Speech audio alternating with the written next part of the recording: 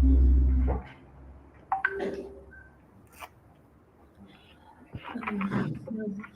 morning, ladies and gentlemen. Welcome. This is another forum by Speak Up Africa. My name is Anyona Bulugu, and today is the 27th of February 2023. We are so excited. Happy New Week to all of you from whatever platform you're watching us from. Thank you so much for joining us. Today, we shall be tackling the topic of tackling wildlife crime in East Africa. And today with me, I have two voices of reason, two experts as our panelists. We already have one with us, but we just wait slightly for the next one to join us later. So I'm going to let Regina Namugera from Uganda introduce herself as she will be one of our guest speakers today. Thank you so much, Regina. We would like to hear from you. Thank you so much. Hello, everyone. It is such a pleasure to be hosted here at Speak Up Africa. As already mentioned, my name is Regina Namugera. I work with Tree Adoption Uganda, and I work in projects. We do environmental, climate change, and environmental education. Each and every single thing we do revolves around that. We have the environment at heart, especially trees. It is such a pleasure to be hosted and looking forward to productive engagements. Thank you. Over to you, Anyona. Thank you so much, Reggie. Now, Knowledge is here with us, and we're going to take this opportunity to let him introduce himself, as we haven't gone so much further, so that we can get deep into the discussion today. Thank you so much, Knowledge, for joining us. Welcome. Thank you, Yona. It's a pleasure being here. My name is Knowledge Vingi. Sorry, I had to introduce myself. My name is Knowledge Vingi. I'm a wildlife ecologist based in Zimbabwe with experience in protected area management, policy issues, as well as youth involvement in some of those aspects. Thank you. So thank you both, Knowledge and Regina, for joining us today. So the reason why we thought this is an interesting topic and an important topic to discuss today is because wildlife is really in danger in this modern age. I think with all the modernization coming on board and even things like construction, our wildlife is facing a lot of dangers. And we're talking about endangered species, we're talking about poaching, we're talking about no guaranteed safety for wildlife. And this is a great issue that is particularly affecting us as Africans, as we are generally a hub of wildlife, and we have species that actually are particular to African countries, and it is important for us to guard them. But with the rate at which we are, industrialization is happening and the rate at which poaching is happening, all these animals are endangered. And so we'd just like to begin with talking about endangered species that we have in Africa. We all know that we are facing an extinction of the white rhinos, of even elephants. These are big animals on land. We're talking about an animal like pangolin, which is particularly targeted for its scales to be used as traditional Asian medicine, and it's at a very alarming rate. And let's just talk about that. What is happening that is making all this poaching and endangerment of exotic species to happen in Africa? I'd like to begin with you, Knowledge. Yes, thank you, Ariona. It's a developing world, as you have mentioned, and the need to strike the balance between sustainable development and wildlife conservation is really paramount. And African nations are struggling with that because at the end of the day, Africa needs to develop. Africa is still mining. Africa is still constructing infrastructure within its landscapes. And all those aspects affect a lot of wildlife ecosystems. So the challenge that we're facing really is a multifaceted challenge that we all need to be on board if we are to solve it. So you have mentioned that infrastructure is leading to the decimation of wildlife landscapes. In some aspects, the new development narratives, as we have seen, I think the Nairobi National Park, where the rail line is running on top the national park. In that regard, you are now coexisting wildlife conservation and also development as an aspect. So I'm sure it can be done. Indeed, also can reduce illegalities in the wildlife space. Thank you.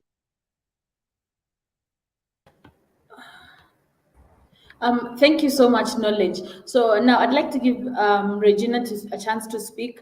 And Regina, you can tell us, about the how the situation is looking like at the moment, because wildlife is quite vast and wide as well. It's not only just animals, even though we are leaning so much towards animals like elephants and rhinos and pangolins and all exotic species in Africa. We know also about trees, and I'd like you to just maybe look at a little bit of a wider scope, considering that you have also dealt with you're a project officer at Tree Adoption Uganda, like you mentioned earlier, and maybe you can just tell us how the situation is, and if maybe there's a part that we haven't mentioned that is more particular to Uganda, maybe you can give us a little bit of insight there. Thank you, Regina.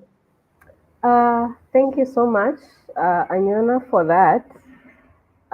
Before I can say anything, I'd like to say that usually when people are told about wildlife, they are quick to think about only animals, the lions, the elephants, the pangolins, and all animals of that nature.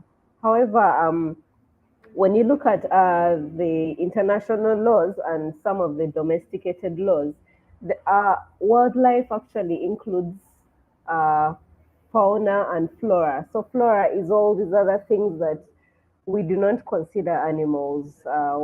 We look at the species of trees, indigenous trees that sometimes provide maybe medicine, sometimes provide their areas of tourism specifically, and so on and so on. So what I'd like to say is, just like Knowledge mentioned, I really appreciate that. This is like a double jeopardy. Well, while the states or the countries are trying to regulate the environment and the wildlife and fauna and preserving it, there are also other issues coexisting. For example, when you look at poaching, people poach for various reasons, and the main of which is food. If you have been attentive, you'll see that in Karamoja there has been an acute case of food insecurity. Now imagine a situation like Karamoja, and there is a game park around where maybe there are animals of which they are endangered. People would be quick to go and poach on them for food. You see, so someone would rather not die, but rather poach on an animal for food. So there are so many factors that are hindering this, that are going hand in hand with this, and it cannot really go forward unless some of those factors are addressed. Thank you. Yeah, thank you so much, both of you, Regina and Knowledge, for that insight. I agree that when we talk about, wildlife, most people really tend to think only about animals, when it's true that wildlife is quite wide, right? And I'd just like to mention the fact that, both plants, trees, and animals are facing a very huge risk. And you see, when we look at things like plants, we can say a lot of it is also has to do with the fact that a lot of construction is currently happening in African countries and a lot of urbanization. But the truth is that all these effects and all this attack on plants and animals is affecting our economy negatively, and particularly tourism. And I'd like us to talk about that. The fact that when all these animals are poached and killed and exotic trees are being cut down, that this on a very huge percentage affects our tourism directly, which of course in turn affects the economy. But can we just talk about the effects of wildlife crime to tourism? Maybe we can start with you, Knowledge, once again. Thank you, dear Iona. And concur with what Regina has mentioned. The generic understanding of wildlife crime is related mostly to the fauna that she has mentioned, your animals, your majestic animals, which people really care about much more than the plants. But the major driver of wildlife crime is the plant species. If you follow closely, there have been cases, I think, in the Amazon, thereabout. Africa as well is part of that chain, where timber is being extracted to China or to Europe. And at the rate at which the extraction is going on, yes, the enforcement or the monitoring of it is not that at a higher level, but more attention is getting into the wildlife space. So we really need to also highlight that trees are also suffering in this regard. Going back to the economy, I'm sure I'm speaking from the Zimbabwean experience.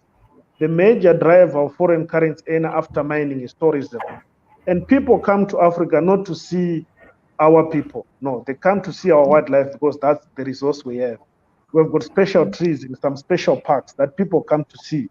Special animals like your lions, your elephants, which are majestic to Africa only. So this is our major income earner. And if we lose and we continuously lose some of these species, we may end up losing our selling point, and that is going to affect our GDP in the long run. So I agree that wildlife crime affects our tourism and the economy in a big way, because the moment we lose a lion or we lose an elephant in a park, it means selling that package to any tourist or anyone to come to that park becomes difficult. So yes, we need to clearly highlight that impact. Yes, thank you, Iona.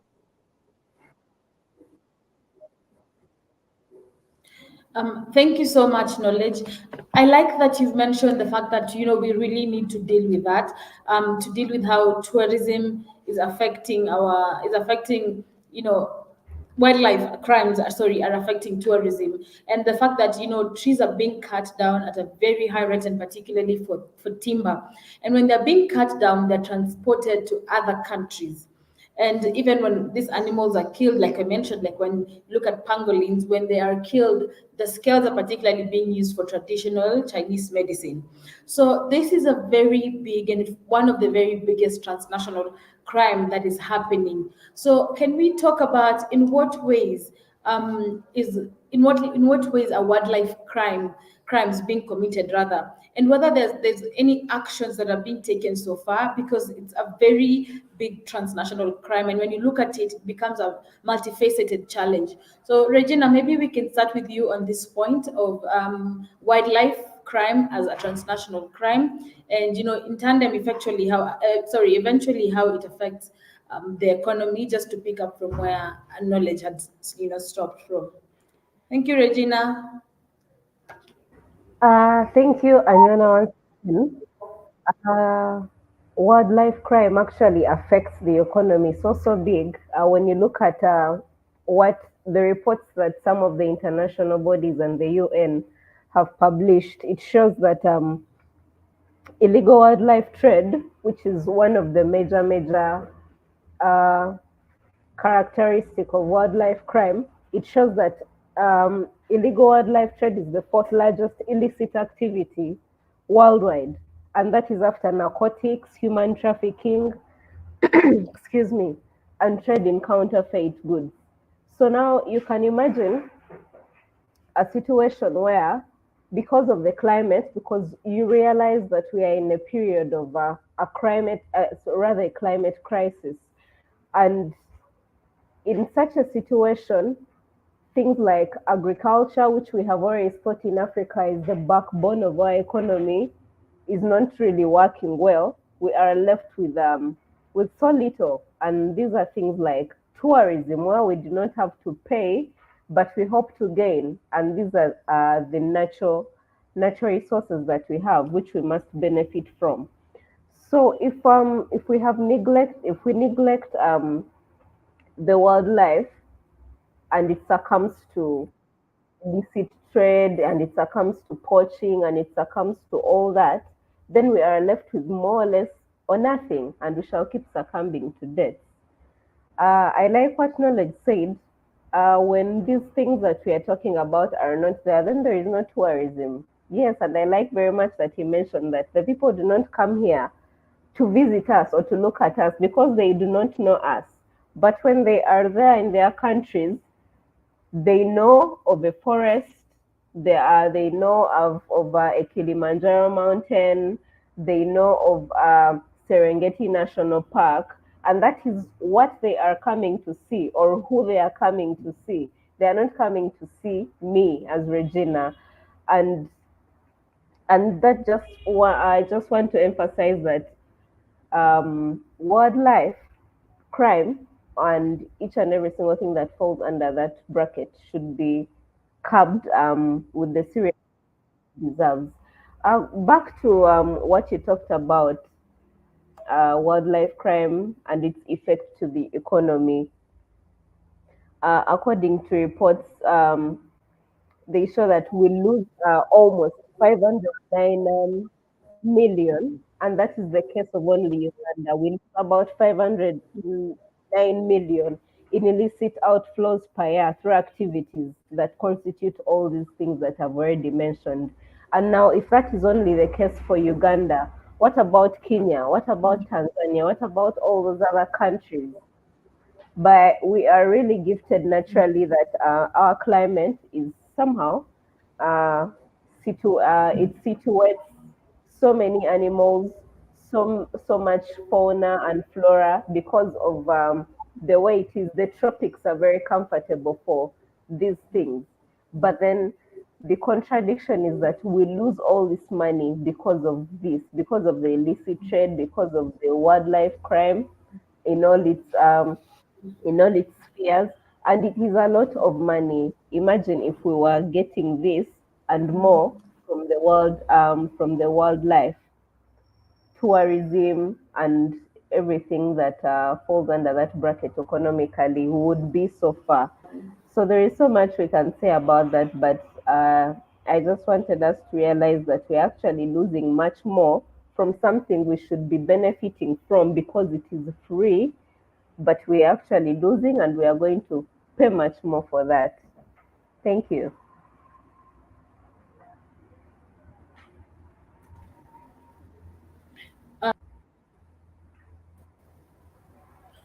Thank you so much, Regina. So I like that you mentioned that this wildlife is something that we should be benefiting from, but as it is now, we are losing so much from it than we are actually benefiting. And I think we can all agree that, we are also facing climate change, which partly, or actually to a very big percentage, is contributing by the fact that we are having trees being cut down. In Kenya, for example, at the moment, a country that, Nairobi was being considered the green city under the sun, but we're looking at now a situation where the country's forest cover is only at 8%.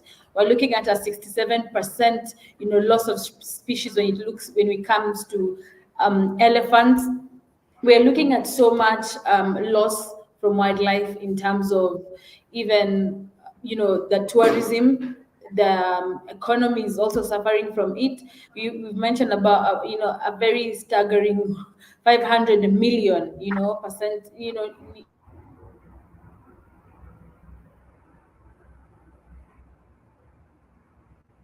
continent.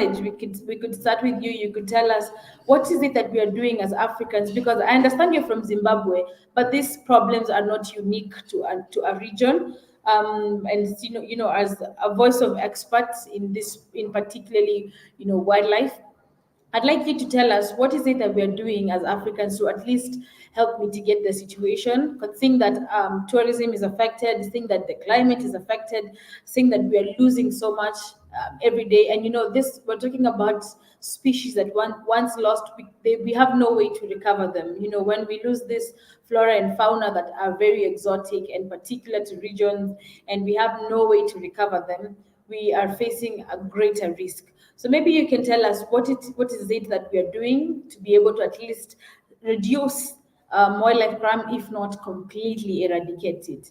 Knowledge. Thank you, Aniona. I think I lost you for a moment or so, but I think I'm now abreast with what we're talking about here. I just want to remind our audience that 50 years ago, a convention was set up, the Convention of International Trade in Endangered Species, which looks at the inter or transnational trade of your flora and fauna, that is your plants and animals. And the CITES framework works with what you call a permitting system. The permitting systems allows you to upgrade or downgrade a species depending on its level of being threatened. And many African states are part of this. And the wildlife trade has been regulated for a long time. And this year, we are very fortunate that I think in the next 3 or 4 days, we're going to be celebrating World Wildlife Day, and that's when CITES turns 50. And this year's theme is looking at strengthening partnerships. The key aspect of dealing with wildlife crime is to strengthen our partnership. This can be a national partnership with whoever is involved within the wildlife chain. We're looking at communities. How are they benefiting from the resource? How can they be part of the benefit? Because remember, the first line of defense for any wildlife crime is the community itself. If a community is not empowered to be part of the discussion or part of the conservation narrative, then they may be part of the syndicate that you've had. Regina mentioned a staggering fact. Wildlife trade or illegal wildlife trade is the 4th largest illegal industry in the world after human trafficking, your narcotics, and your counterfeit goods, which means billions are moving within that space. So if a community is not involved legally, then somehow illegally they will be part of that billion narrative. So we need to strengthen the partnerships. How do we make sure that communities are part of us? And then how do we push forward from the national linkages? If you were following, I think in the previous years or so, most pangolin scales were being, sort of being found at the port, I think in Kenya, Mombasa, thereabout, which means the origination of that is not probably Kenya, probably Tanzania, probably Zimbabwe or South Africa. But somehow it's ending up in Kenya. So how do we strengthen that cooperation to make sure that we sniff out the source of the wildlife crime? Otherwise, if we don't collaborate and become one unity in terms of dealing with that, then it becomes a problem.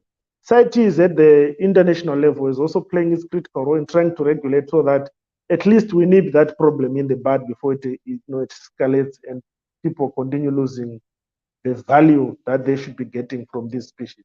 Thank you. Thank you so much, Knowledge. I like what you've said about we need to come together as African countries, as even on an international scope, so that we can be able to combat this crime. Because as you've said before, as Regina has said as well, this is the 4th most largest illegal trade, after narcotics, after illicit counterfeit goods, after human trafficking. So it's at a very wanting position. This is very alarming. And like you said, it's transnational, so it's crossing borders from one country to the other, where the product lands is not where it originated from, and that we need to come together to be able to combat that. So I'd like to give Regina the chance to also tell us maybe what we are doing and what we need to do to be able to combat wildlife crime, because Regina might also have more insight, especially on the area of trees and also animals. We gave a very worrying figure when it comes to Uganda, and it's not unique to Uganda. It's across all East African countries, Southern African countries, Africa in general as a continent. And I think it's a time that we need to mitigate and to just calm down the harshness of wildlife crime. So Regina, ball is in your court. Thank you once again, Anyona. What I can say is I commend Knowledge for the initiative for partnerships, because I have realized as well that there is nothing that can be done, especially for global matters, without partnerships. And I would like to commend the UN for what they have done so far. If you look at the UN General Assembly resolutions, those that have been adopted in 2015, 2017, and 2019, they actually highlight the seriousness of this problem that we are trying to talk about today. And they also highlight the involvement of organized crime groups, because some of these things, like we mentioned, we want to tackle them in partnerships, but you realize that some of these crimes are also not done individually. So imagine you cannot stand alone against a group to combat a crime. So some of these are also in teams. We also need to come and partner on this. And still about the UN General Assembly, they have tried to highlight some efforts that can be used to combat it. When you look at also the SDGs, these are the Sustainable Development Goals, particularly Goal 15. It provides for the life on land. And life on land covers each and every single thing that we are talking about today: the fauna, the flora, the fish in the water, the air. It covers all that. And regulations have been set for countries that subscribe to some of these conventions and protocols to actually carry out some of these things. And I believe nationally in East Africa, countries have also come up to do the same. I'll speak for the case of Uganda. There are laws, particularly, that have been done, and recently, the National Environment Management Authority of Uganda set up an administrative penalty, where if you are found degrading the environment or involved in any of those crimes, what we call environmental crime. I mean, wildlife trafficking, and is just one of the environmental crimes that we are talking about today.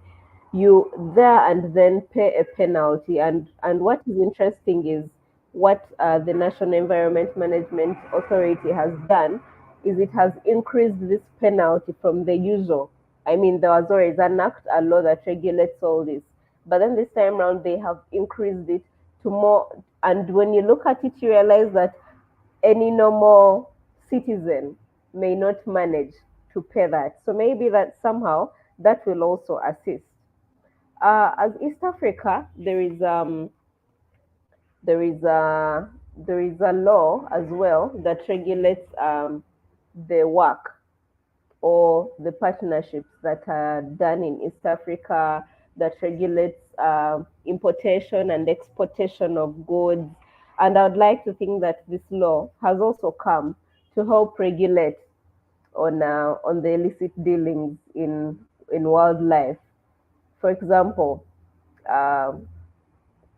if, for example, you are not supposed to traffic, import or export tasks, and that is the law in Uganda, it may apply to you, because when you look at the national laws here in Uganda, there is an aspect that wildlife crime also involves exportation. So if you are exporting something from maybe Kenya, and it is realized that that is not allowed in Kenya or here, then you are brought to book. It is not a one-man thing, it is a general thing, because when I believe when one country benefits, then the other will also then benefit. That law I was talking about is the East African Community Customs Management Act, and its protocol obligates Uganda to sustainably conserve wildlife resources in partnership with local communities and also the international communities, like I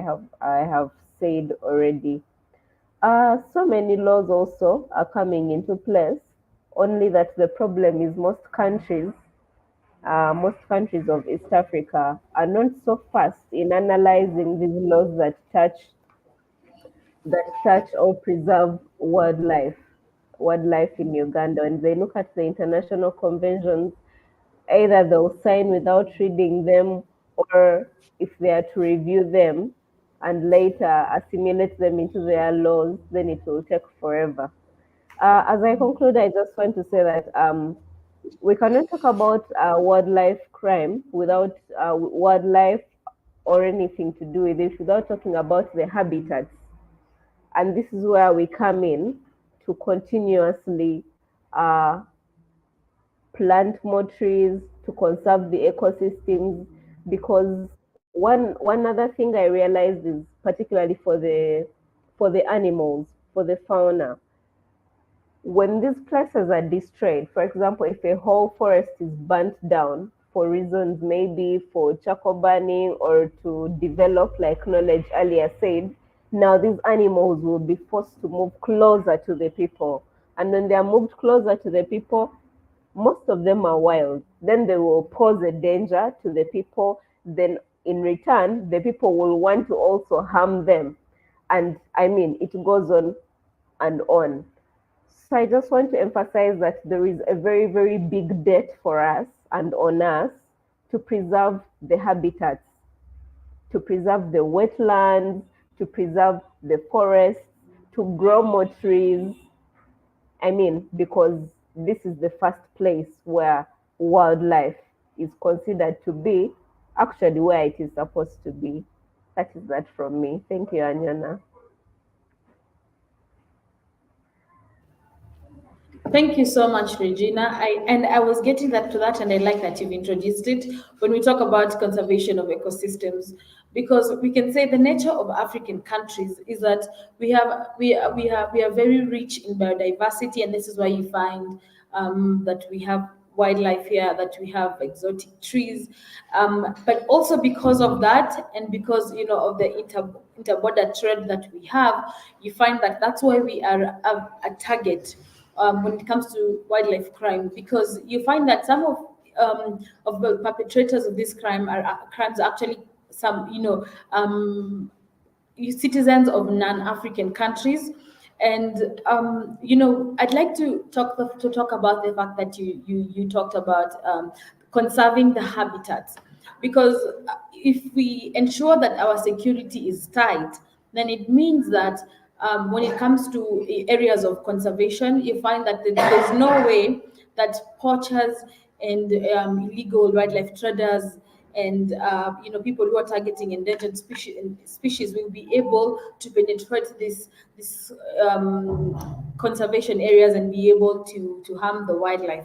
And in some cases they're just harmed, in a lot of cases they are killed, and it directly and negatively affects us. So I'd just like to ask for both of you for your opinions. What are ways you think we can improve on when it comes to the conservation and preservation of these natural habitats for wildlife? And what can we do better on security? Because when it comes to security of protecting wildlife, you find that we need to not only just protect the conservation areas, we also need to ensure that the cross-border security is tight, and especially when it comes to trade, not to close up trade when it comes to the cross-border, because we need that, but just to ensure that illegal wildlife trafficking does not happen. So maybe Knowledge, you can tell us what are ways you think we can improve on, especially considering both of you are conservatists or conservationists. Sorry, forgive me, pardon me. What do you think are ways you can advise that we can be able to do better when it comes to conservation and preservation of these natural habitats for our wildlife? Knowledge, we can start with you.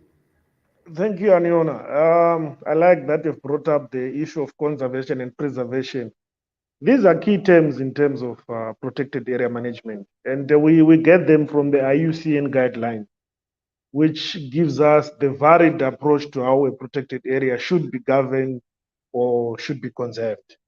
And to control wildlife crime, I've mentioned it earlier, the foundation of any security or the first line of defense for any protected area is the community around it.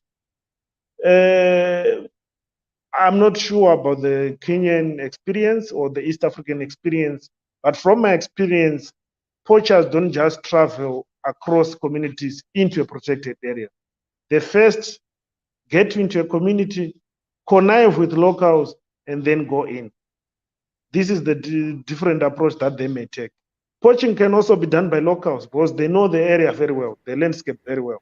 So for us to control that, we need to empower them somehow. They should be part of the conservation narrative. We cannot exclude communities to say, this is a protected area, this is the boundary, you are not part of us. By that way, you are creating a wall or you are creating a barrier where both of you cannot collaborate on anything. So the first line of defense is to make sure that communities are empowered. Then for transnational boundary, this is a new game altogether. I've mentioned it's $1 billion industry, and we need to empower the customs officials, the cross-border security agencies to be able to detect and sniff out some of these criminal elements. They are sophisticated. Sometimes they've got papers. And because we're in Africa where network can be a problem, maybe we're looking at communications. If they present to you a paper and you're at a border post somewhere down there in Kisumu or whatever place that the network can be a problem, then how can you verify that this paper is authentic? So we also need to create systems to monitor and also clearly evaluate if our security agencies are aware of security features on permits, for example, or to evaluate if this thing is illegal or not. Because there's been a separation between people who are working in conservation and those who are working in border security.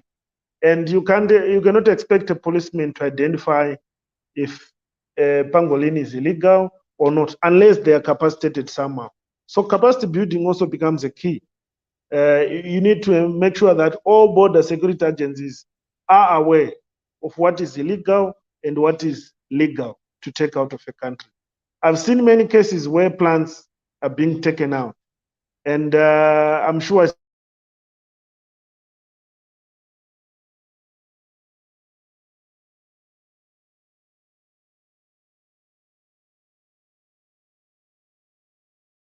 the same experience in Kenya or wherever. A tourist comes in. My apologies. Can you hear me? Yes. So we also need to empower and capacitate the border security agencies so that they will be aware of what to look out for and what to monitor at these cross-border ports. Thank you. Thank you. Thank you so much, Knowledge. What I like about the both of you is that you are informed in even solutions. You are giving us the right solutions and the right concerns and things that we need to be pointing out. So, Regina, can we have you? Maybe there's something you have you could add on what Knowledge has said as recommendations. Again, I like that Knowledge talks about capacity building on all fronts and in everything. Without capacity building, there is nothing that can be done actually. And it is just about that. There are so many laws, so many policies. If I'm to speak for the case of Uganda, there are so many policies about wildlife. But even the wildlife officials themselves, you find do not know what these policies say or what the laws actually say. So that is very key, the point of capacity building. From experience and observance, what I have seen is CSOs are actually doing a good work. Initially, when you look at the structures, CSOs and government are actually supposed to work hand in hand. But we have come to a situation where it appears that CSOs working in conservation and ecosystem management seem to be fighting against the government. And why is this so? It is because the officials in government are actually conniving with conniving with each other. Let me say it that way. You find that the police is conniving with a certain official in another office to cut down trees and ferry them, to cut down trees and use them for charcoal, to maybe hunt down elephants and sell the tusks. And these are the officials in government that are supposed to constitute the institutions that are supposed to hold wildlife crime accountable. So CSOs are doing a very good work in making a good noise by speaking up more. I'll give you a live example. There is a group here called Friends of Zoka, and Zoka is a forest in the north. And for a long time, there has been so much back and forth about that forest, and they have been wanting to destroy it. And people encroached on it. But then Friends of Zoka have made so much noise, have fought so much, have visited government over and again, until recently the office of the Prime Minister set camp in that area and decided that, well, this needs to come to an end. And look, as CSOs involved, our viewers and in East Africa, I think we should carry on with this good noise, carry on with the advocacy for ecosystems, carry on with the advocacy for wildlife, carry on with the advocacy for a green environment, because that is how wildlife can exist. I have seen that there are also quite a number of laws, particularly if you look at the constitutions. They provide that the government is the custodian of land and everything on it for the benefit of the people. And if that is so, what are they doing? And if they are doing it, can they stand and say that we can actually account that we have put up this institution, that we have put up this law, and that we are strictly going to follow it? Government needs to come out and do that. It is important to have capacity building. It is important to make more laws per year. It is important for all these things to be done. But how are we going to hold ourselves accountable? Especially, I want to zero down on these offices that are actually regulating these areas. When you call for head to head with them and you want to discuss what is going on, for most occasions they do not appear, because they know they are accountable for each and every single thing that is going on, but they do not want to be queried on it. So going forward, CSOs need to speak up more, work together with government, but then government should also position itself in a way that CSOs should assist and that they are not at war. And then finally, there are so many laws and policies, yes, but have we read them as people in this space? Have we read them? Do we know what they provide? Do we know what species we have? Do we know the wealth that we have? If we do not know, then we cannot protect. You cannot protect something you do not know. Yeah, that would be all for me. Thank you so much. Thank you so much, Regina. I like all these recommendations that the both of you have spoken about, and I like that we keep mentioning that it is all a partnership. You know, if the community is not empowered, then they will not be able to play their part. If the border security is not empowered, they cannot play their part. If we as a people do not know even what kind of species we have, then we are not able to protect them. I like that we're talking about all of these things. We're talking about the way we need to ensure that we have cross-border unity as countries. We need to collaborate and come on board so that we are able to protect all these species because they're native to us. Africa as a continent, and it is our duty firsthand, because if we don't play our part, the way both of you have spoken about, and if we don't even know the policies that we have and the laws that we have, and we are not at a point where we're positioning ourselves to be able to protect and preserve wildlife, then we are the first losers, because eventually the effects will affect us directly instead of helping us. So I would like to thank the both of you for coming on board. I'm sure everyone who's listened in has gotten something, has learned something. And I'd just like us to, for both of you to give us what we'd like to call a parting shot. What is it that you'd like to say as we end this conversation today? Regina, we can have ladies first. We can have you go first. Thank you so much. I appreciate that you have considered me first. Well, ladies first. But my parting shot is I'll just want to draw this quote from the executive director of Tree Adoption Uganda, who says that you can change the world one tree at a time. And when you think deeply about this statement, you see that what we have been discussing today and most of the problems that are ailing us today, slowly by slowly, if you actually deeply think about it, if you plant one tree at a time, some of these problems somehow can be changed, can be reversed. So I just want to encourage our listeners and viewers out there. The strive for climate action is on, and we are in a crisis. So each and every single person, with whatever you can, come on board and let us preserve our ecosystems. Let us restore. Let us hold each other accountable for the environment which we live in freely.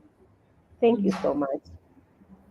Thank you so much, Regina. We can save the world one tree at a time. Now, Knowledge, you can maybe give us your parting shot before we end the conversation. Thank you, my dear. It's difficult to speak of anything catchy other than plant a tree one time at a time. So my parting shots are like, we really need to be part of this game. I represent a youth constituency. I run GB in Zimbabwe. I'm a co-coordinator there. The critical role youths have to play is to identify gaps in which they can be part of the solution themselves. How do we do that? We are tech savvy. How can we use technology to combat wildlife crime? How can we use technology to bring accountability in the wildlife spaces?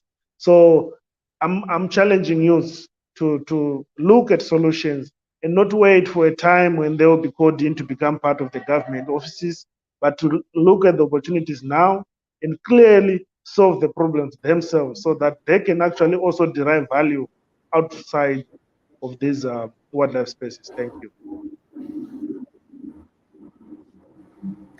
Thank you so much. Yes, ladies and gentlemen, we need to derive value out of these wildlife spaces. We need to understand the kinds of species that we have, because that is our wealth. We need to come on board, everybody, and protect wildlife. Remember, cut one tree, you plant two trees. Okay. Because as we've been told, a quote by the executive director of Tree Adoption Uganda is that you can save the world one tree at a time. Now, ladies and gentlemen, we are coming to the end of our conversation today. We had two very, very knowledgeable panelists. We had Regina Namugera from Uganda. She's the project officer of Tree Adoption Uganda. And we had Knowledge Vingi, who is a wildlife ecologist. Thank you so much. Remember to always stay tuned in, to always follow us across our social media platforms, because we think it is our time to speak up and actually take up this come up and take these spaces where we protect and we talk about pertinent issues